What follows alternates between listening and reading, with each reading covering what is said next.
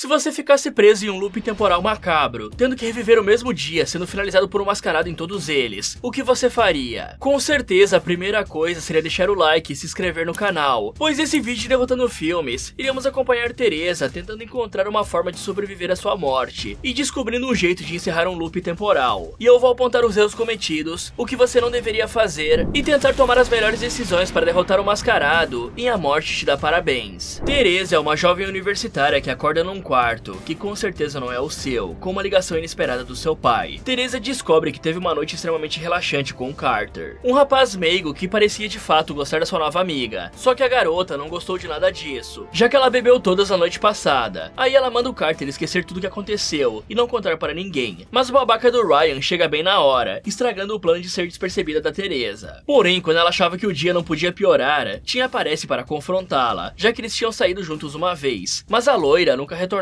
suas ligações. E como Teresa estava mal-humorada, ela humilha o coitado, falando que eles tiveram um péssimo encontro e nunca mais rolaria algo entre eles. Em seguida, ela tenta entrar de fininho na casa da Irmandade, mas Danielle, a líder do grupo, pega a garota no flagra e faz um comentário maldoso, mandando ela usar proteção para não ser a grávida que geral fala mal. Aquele típico conselho passivo-agressivo. Já no quarto, ela percebe que está atrasada, mas antes de sair, Lowry oferece um cupcake de aniversário para Teresa. Só que para provar que é uma babaca, ela joga o bolinho no lixo, deixando sua amiga bem chateada. Mais tarde, em uma reunião da Irmandade, Danielle está pegando no pé de uma das garotas que está comendo demais. Só que no meio do bullying, Carter esbarra na coitada que estava indo embora, dando um banho de comida na Teresa. Ele até pede desculpas e entrega a pulseira que ela esqueceu no seu quarto, e acaba sendo expulso pela Teresa. Depois desse dia estressante, a jovem vai até o hospital para visitar o seu casinho. Ela até recebe um alerta de Lowry que isso é errado, mas não tem nada pior do que um jovem cheio de hormônios. Só que a diversão dos dois é interrompida quando a mulher do cara bate na porta, fazendo a loira sair correndo da sala envergonhada. Ao anoitecer, Teresa decide ir para uma festa relaxar um pouco e começa a se arrumar, até que Danielle invade o quarto para perguntar se a menina estava pronta, mas nesse momento acontece um apagão, deixando ambas assustadas. Só que logo as luzes voltam e não demora muito para Teresa pegar o caminho até a festa, sozinha. O problema é que no percurso, ela nota uma caixa de música bizarra tocando uma versão distorcida de Happy Birthday, e quando a garota pensou que não podia piorar, um maluco com uma máscara de bebê aparece, assustando a jovem, que ameaça chamar a polícia espantando o cara. Mas a alegria não dura muito, já que mais à frente, Teresa é surpreendida pelo mesmo maluco, e ela até tenta fugir, mas correr de salto não é fácil, e a menina acaba caindo e sendo finalizada pelo mascarado. Só que ao invés de acordar no céu, a jovem desperta na cama de Carter novamente, e percebe que tinha algo muito errado acontecendo. Ok, essa situação de fato é extremamente estranha, porém a primeira coisa que temos que entender não é sobre o assassino, e sim como esse maldito loop começou. E se pensarmos bem, além de ser o aniversário da Teresa, a única coisa que mudou é que ela foi finalizada no final do dia, já que ela deve ter passado pelo menos uns 20 aniversários sem um loop temporal. Portanto, é óbvio que para conseguir parar de reviver o mesmo dia, não podemos morrer, e é por aí que começamos o nosso plano. Se bem que já nesse primeiro ciclo já teriam algumas coisas que a Teresa poderia fazer para evitar o seu perseguidor. A primeira e mais óbvia é ficar atenta aos arredores, para perceber que estava sendo seguida, e assim que notasse o esquisito com uma máscara de bebê, é importante não tentar confrontá-lo, e sim fazer de tudo para que o cara não perceba que você sabe sobre a sua presença. Afinal, muitos criminosos ficam desesperados quando a vítima os nota, fazendo com que eles ataquem mais cedo do que previsto com muita ferocidade. Por isso, apenas se recomponha e tente mudar a rota para um local mais movimentado e bem iluminado, onde seria difícil que o maluco lhe atacasse. E a garota ainda teria tempo para chamar as autoridades para socorrê-la. Só essa mudança de rota já ajudaria bastante, pois o mascarado sabia de alguma forma que Teresa ia pegar o caminho do túnel, e por isso ele colocou uma caixa de música lá bem antes dela chegar. Porém, tem algo muito importante a se ressaltar nessa parte. Seja lá quem for o mascarado, provavelmente é uma pessoa muito próxima de Teresa, já que o Baby Killer tinha conhecimento de que aquele dia era seu aniversário, deixando até uma caixa de música pra ela. E não podemos esquecer que temos o poder de resetar o dia, o que vai ser muito útil, pois podemos testar várias estratégias e tomar rumos diferentes sem nos preocuparmos em ser finalizados. Afinal, apenas vamos acordar no quarto de Carter novamente. Com essa habilidade, nós podemos ir até o local onde vamos ser finalizados e repetir exatamente os mesmos movimentos, mas colocando armadilhas em lugares específicos para tentar pegar o bebezão, ou até mesmo ligar para a polícia bem antes de tudo acontecer e denunciar uma tentativa de homicídio antes que ela aconteça, já que demoram cerca de 10 a 15 minutos para atender uma ocorrência. Assim, só precisamos ganhar tempo até as autoridades chegarem e pegarem o cara com a mão na massa. O telefone tocando acorda a Teresa, e ela percebe que por alguma razão as coisas que ela viveu estavam se repetindo, mas a menina pensa que tudo não passava de um pesadelo e tenta ao máximo ignorar, até quando ela acerta o local onde o rapaz guarda guardava os remédios e escuta as mesmas baboseiras de Ryan. Preocupada, ela sai pelo campus e nota que o que aconteceu no dia anterior estava se repetindo, até o encontro com Tim. E aí dessa vez ela apenas corre até o seu quarto, onde percebe que estava novamente atrasada para a aula. Só que tudo fica ainda mais estranho quando Lori lhe oferece um bolinho, já que foi exatamente isso que ela viu no sonho onde ela morria. Assustada, a loira passa o resto do dia em transe, até que Carter derruba o achocolatado nela de novo, e a garota nem discute, apenas pede a sua pulseira de volta. Com medo de jogar no vasco mais uma vez, Teresa corre para o consultório do Gregory, implorando por ajuda, só que ao invés de ouvir a estudante, Gregory simplesmente começa a beijá-la. Porém, a jovem se lembra que a esposa dele apareceria nesse momento, e assim que ela bate na porta, a garota percebe que realmente tinha algo errado. Então ela corre para o seu quarto, onde fica assistindo vídeos de aniversário que passou com a sua falecida mãe, até que sua amiga vem perguntar quando ela iria para a festa, e pressionada, Teresa se arruma e pega o mesmo caminho de antes. Só que dessa vez ela nota um esquisito lhe encarando vestido da mesma forma que o cara da noite anterior. A garota só ignora, e por incrível que pareça, segue o mesmo caminho que pegou da primeira vez, até que ela encontra a caixa de música e decide ir por outra rota. Assim, a garota chega na festa e é surpreendida por um mascarado que ela não hesita em socar. Porém, Teresa descobre que aquela era uma festa surpresa para comemorar o seu aniversário. No meio da festa, Nick, o cara que levou a moquetada, pede uma trégua e dá em cima da Teresa, bem na frente da Danielle, que tinha uma queda pelo cara. Mas como eu disse antes, jovens têm hormônios, e novamente esses hormônios falam mais alto, e a garota vai atrás do Nick para dar aquela relaxada clichê. Só que digamos que a dança do acasalamento do cara não estava em dia, e Teresa perde a atenção rapidamente. Só que o mascarado faz um favor pra gente, e finaliza o Nick pra ninguém ter que ver ele dançando daquele jeito. Daí uma luta se inicia, e Teresa acaba sendo finalizada novamente. Bom, já deu pra ver que inteligência não é bem o forte dessa galera. Começando pelo Carter, que não estranhou em nada uma garota que nunca tinha estado em seu quarto saber exatamente onde ele guardava os remédios. Mas isso nem é o pior, já que Teresa literalmente conseguiu utilizar o poder de saber o que vai acontecer. Afinal, ela não só deixou de chamar as autoridades, como fez praticamente o mesmo caminho do primeiro ciclo, mesmo sabendo que o assassino estava lhe esperando no túnel. Ela também não tentou convidar ninguém para ir com ela, como Carter, ou até se arrumar antes e acompanhar a Danielle. Talvez nem ir à festa já ajudaria a evitar a sua morte. Ela até poderia ter levado o suposto sonho que teve como um aviso e se precavido mais. Afinal, quem nunca sonhou com algo ou teve algum déjà vu, e por isso teve mais cuidado com algumas situações. E ao invés de tomar as mesmas decisões que teve da primeira vez, a garota poderia tentar ligar para o seu pai e pedir para passar um tempo na casa dele até tudo se resolver. Só que por pura sorte, Teresa consegue chegar num lugar teoricamente seguro e lotado de pessoas. E como ela sabia que o assassino tinha conhecimento sobre o seu aniversário por causa da caixinha de música bizarra, e que por isso poderia ser um conhecido, ela deveria sair andando entre as pessoas tentando descobrir qual dos seus amigos já estava ali, pois essa pessoa com certeza estava fantasiada de bebê esperando a jovem no túnel. Mas ao invés disso, ela vai paquerar. E como se não pudesse esperar para relaxar outro dia, ela se afasta da multidão, seguindo um cara que se vestia exatamente como um assassino até um local isolado de todos, com uma música tão alta que não daria para ouvir a Teresa gritando. E Nick poderia muito bem ser o nosso cara, já que não sabemos a identidade do perseguidor. Mas a loira teve a sorte de conseguir derrubar o mascarado, e ao invés de continuar batendo nele, ela prefere virar as costas para o criminoso e tentar fugir. Só que isso com certeza também não tira a culpa de Nick, que deveria ter trancado aquela maldita porta. Afinal, quem relaxa numa festa de porta aberta? Isso não faz nem sentido. Essa morte poderia ter sido facilmente evitada, ficando visível no meio da multidão. Mas graças às péssimas escolhas de Teresa, esse loop foi completamente inutilizado. E novamente, agora que ela sabe que ele está naquele quarto, ela poderia elaborar uma armadilha, esperando por ele, e tentar pegá-lo no próximo loop. Dessa vez, Teresa acorda desesperada, ao perceber que realmente estava presa em um loop da morte. Então ela nem dá tempo para o Carter falar alguma coisa, e sai correndo, percebendo que tudo estava acontecendo exatamente como ela se lembrava. Então ela corre para o dormitório, onde senta em sua cama completamente destruída. Lori nota isso e tenta consolá-la, perguntando o que tinha deixado a coitada assim. Só que após a explicação do loop e das finalizações, é claro que ela não acredita em Teresa, mesmo ela provando de todas as formas, falando do cupcake e da festa surpresa. E Lori só acha que alguém tinha fofocado para ela sobre tudo, e diz que ela deveria tirar um dia de folga, pois desde que a mãe dela morreu, ela não conseguia comemorar direito essa data. Percebendo que ficar em casa talvez funcionasse, Teresa barrica suas janelas e a porta do quarto, achando que estava segura. E aí ela começa a ver TV, e vê a notícia que um assassino tinha escapado da polícia e estava solto por aí. Só que uma queda de energia desligou o aparelho, e aí Teresa nota uma sombra sorrateira entrando no banheiro, e decidida a não jogar no vasco, ela pega um martelo para checar e finalizar o mascarado. Mas o som da TV ligando a distrai, e ela não nota o mascarado atrás dela. Teresa até consegue lutar e derrubar o Baby Killer, mas como ela tinha se trancado lá dentro, ficou meio difícil de escapar e ela foi finalizada novamente. novamente. Ok, definitivamente esse bebê sabe onde encontrar a garota. Afinal, pensem comigo aqui. Das primeiras vezes, parecia que o assassino sabia que a jovem iria pegar o caminho do túnel para chegar à festa, mas ele poderia apenas estar seguindo ela pelo campus. E claro que ele seguiu ela até a festa depois que ela desviou da caixa de música no loop 2. Mas esse terceiro ciclo, ele literalmente atacou a jovem em seu quarto, o que significa que ele sabe onde o dormitório da garota é, o que deveria diminuir a nossa lista de suspeitos para pessoas extremamente próximas, já que Carter, por exemplo, não fazia ideia de onde ela morava, e por isso foi entregar sua pulseira durante o almoço. Além disso, o Baby Killer saber exatamente onde a garota está em tempo real, torna bem mais compreensível saber como ele colocou aquela caixa antes mesmo que Teresa chegasse no túnel. E bom, eu não quero acusar ninguém, mas isso reduz a lista de suspeitos para duas pessoas, a Lori e a Danielle, já que as duas devem ter sido convidadas para a festa, pois Lori deixa entender que sabia da festa quando a sua amiga tenta contar sobre o loop. Porém, apenas uma dessas duas convive com a Teresa o suficiente para ter acesso ao seu celular, saber a senha e até mesmo conseguir desbloqueá-lo e trocar o toque do telefone. E essa pessoa é a Lori, já que ela provou ser bem metida quando disse que descobriu o dia do aniversário da Teresa vendo a carteira de habilitação dela escondida. E digamos que se ela sobreviver a esse loop e vir os empréstimos do nome dela depois, eu não ficaria surpreso. Afinal, quem faz esse tipo de coisa? Então, a Lori pode ter colocado um aplicativo para rastrear a sua amiga, mas o problema é que falta uma motivação para tudo isso. Tá certo que a Teresa não é lá a melhor pessoa do mundo, mas finalizar alguém só por ser uma babaca não é algo que faça sentido. Portanto, é necessário fazer o impensável. Sabendo que as suas mortes não tinham consequências, Teresa podia se aproveitar do seu loop temporal e se trancar no quarto de novo, só que dessa vez ela deveria plantar armadilhas no local, como espalhar pregos embaixo das janelas. Assim, caso o mascarado entrasse, ele iria furar os seus pés e ficaria com o movimento debilitado. Com isso, Teresa poderia tentar nocauteá-lo, ou ao menos se aproximar o suficiente para remover a sua máscara. Assim, mesmo que ela fosse derrotada e o loop reiniciasse, ela saberia quem está por trás disso e poderia confrontar a pessoa antes que tudo acontecesse. Ao acordar, Teresa nota que tinha algo diferente dessa vez, já que ela sentia uma dor forte no abdômen. Porém, ela ignora isso e sai correndo do quarto de Carter, sem nem dar chance do cara falar. O terror aumenta ao ver que tudo estava exatamente igual às outras vezes, e isso faz a cabeça da jovem girar, até que Carter tira ela do transe. Sem saber mais o que fazer, ela pede ajuda ao rapaz, que lhe dá um voto de confiança e acredita em sua história, mas a loira fica relutante em confiar no Carter, já que ele tinha relaxado com Teresa enquanto ela estava bêbada. Mas o garoto revela que nunca fez isso, e apenas tirou ela da rua, pois achou que Teresa poderia acabar se dando mal, ou achando que alguém iria se aproveitar da sua situação. Isso deixa a garota feliz pelo caráter do rapaz, e Teresa pede sugestões ao garoto, que lhe dá a ideia de fazer uma lista de suspeitos que sabiam o dia do seu aniversário e queriam ela morta. Mas como a jovem não era uma pessoa muito legal, Carter rapidamente percebe que ia faltar papel para anotar tanto nome. Então ele pede que a garota use as suas vidas infinitas para descobrir quem era o mascarado. E é exatamente isso que ela faz, começando com Tim. Por isso ela passa a espioná-lo, e o vê assistindo vídeos diferenciados entre dois homens, descobrindo que o cara era homossexual. Mas logo ela é atacada pelo psicopata, e perde mais uma vida. A próxima a ser observada é a esposa de Gregory, mas logo ela é descartada quando o bebê lhe finaliza. Com esses dois eliminados, Teresa parte para Danielle, que acaba esbarrando em um cara e suas coisas caem no chão. E aí Teresa se abaixa para ajudar, e encontra um bilhete suspeito que ela tinha visto quando se trancou no quarto, e por isso ela cai na porrada com Danielle. A briga só acaba quando as duas são atropeladas por um ônibus, e como o ciclo reinicia mesmo assim, a loira descarta sua amiga da lista. Todos os dias se torna uma morte diferente, e Teresa vai perdendo as esperanças e a sua sanidade, fazendo coisas estranhas como andar pelada publicamente, já que no dia seguinte todos iriam esquecer disso. Porém, quando Teresa acorda no quarto de Carter, ela nota que algo estava diferente, pois sentia dores no corpo que não eram normais, e assim que tenta sair do quarto, ela acaba desmaiando nos braços de Ryan e é levada às pressas para o hospital. Lá, Gregory a visita para avisar que não poderiam liberá-la tão cedo, já que por alguma razão os exames de raio-x mostravam traumas e cicatrizes gravíssimas nos órgãos dela, e que tecnicamente se ela recebesse um golpe daquele tipo, era para ela estar morta. Com isso, a jovem percebe que suas vidas não eram ilimitadas, e que tinha que sair dali rápido, antes que encarasse seu fim mais uma vez. Bom, Teresa devia ter notado que a cada loop ela parecia mais fraca, e mesmo que a liberdade de voltar no tempo e poder fazer o que quiser seja uma oportunidade tentadora, gastar tantas vidas dessa forma não vai ajudar em nada. E agora que sabemos que sua habilidade tem consequências, Teresa deve usar os loops com mais responsabilidade, já que ela gastou muitas vidas seguindo um plano inútil, pois era óbvio que o assassino tinha que ser alguém muito próximo, e ela saiu com Tim apenas uma vez. Já a mulher do Gregory nem sabia sobre o caso, e dificilmente deveria ser considerada suspeita. Tudo que a jovem fez até aqui foi em vão, e agora ela não tem muito mais vidas para descobrir quem estava querendo finalizá-la. Porém, ela ainda tem uma chance, que seria ficar no hospital sob observação. E sim, pessoal, eu sei que é arriscado, já que o assassino parece saber onde a garota está a todo momento. Porém, Teresa precisa receber as medicações para ter forças novamente, já que a dor é tanta que ela pode perder a consciência a qualquer momento. E imagina se ela desmaia enquanto foge do assassino. Ela desperdiçaria mais uma vida à toa, sem fazer qualquer progresso. Fora que o hospital tem seguranças 24 horas e câmeras espalhadas por toda parte. Enfermeiros queriam ver como ela estava de tempo em tempo. E para melhorar a segurança, Teresa pode ligar para o seu pai e pedir que ele fique em seu quarto lhe vigiando. Assim, tudo que a garota tinha que fazer era manter a calma e aceitar o tratamento. Pois mesmo que o assassino lhe encontrasse, ela ainda deve ter pelo menos umas 3 chances antes de seu corpo parar de funcionar de vez. Com medo, a garota tenta ir embora, mas Gregory lhe impede, dizendo que não poderiam liberá-la e que a sua aluna estava salva ali. Vendo que não tinha escolha, ela pede para o cara lhe comprar um refri, pois estava com sede, e aproveita a brecha para fugir. Em seguida, Teresa entra na sala do professor e começa a procurar as chaves do seu carro, encontrando uma máscara de bebê dentro da gaveta. E aí ela pega as chaves para roubar o carro do cara, só que acaba topando com Gregory. Mas surpreendentemente, ela descobre que o cara não era assassino, já que o mascarado surge atrás dele e o finaliza. Aterrorizada, a menina corre em direção ao estacionamento e vai se esgueirando para não ser avistada, tentando encontrar o carro do professor, até que ela aperta o botão do controle e ouve o veículo sendo acionado. O problema é que o assassino também escuta, mas felizmente ela consegue entrar no carro antes de ser pega. Só que o mascarado não desiste e quebra o vidro tentando pegá-la, mas antes que fosse finalizada, Teresa consegue dar partida e sai de lá sem nenhum arranhão, ficando feliz por finalmente ter conseguido uma vitória. Mas sua alegria dura pouco, já que ela é parada por um policial que pede seus documentos, pois ela estava correndo. E aí a garota até tenta explicar o que estava acontecendo, mas isso apenas faz o policial pensar que ela estava sob efeito de alguma coisa bem pesada, e graças a isso ele leva a jovem presa. Porém Teresa até que fica feliz, já que dificilmente o assassino lhe pegaria na cadeia. Mas novamente, quando a estudante pensava que iria escapar, o assassino atropela o policial, quebrando o tanque de combustível no processo. Então o mascarado sai do carro e começa a encarar a jovem, que tenta perguntar o que ele queria e por que estava fazendo tudo isso. Mas ela não tem respostas, e tudo que ganha do mascarado é uma vela de aniversário, que ele joga no combustível, criando uma explosão que a finaliza, fazendo a menina voltar à estaca zero. Ok, Teresa realmente parece que não está interessada em finalizar o Baby Killer. Primeiramente, ela conseguiu derrubá-lo na festa usando aquele enfeite de parede do Nick, mas ao invés de continuar batendo, ela prefere virar as costas para o assassino. Em seguida, ela atordoou o cara com o martelo em seu quarto, e ao invés de subir em cima dele e terminar o serviço com o martelo até virar purê, ela deixa o cara vivo e tenta correr. E agora ela derruba o Baby Killer novamente, e foge quando poderia passar por cima dele umas 5 vezes para garantir a kill. Em seguida, Teresa deveria ter pego uma estrada mais movimentada, e evitar a todo custo ficar sozinha. E claro, tentar passar o mais longe possível de viaturas e radares de velocidade. Afinal, ela está em um carro roubado, e mesmo que ser presa possa salvar a sua pele, o assassino poderia facilmente estar lhe seguindo, já que de alguma forma, ele sempre sabe a localização da menina. E talvez se ela sobrevivesse aquela noite e acabasse sendo finalizada uns dias depois, o loop poderia parar e ela morreria de vez. Fora que nada disso teria acontecido se ela tivesse simplesmente dirigido a 30 ou 40 km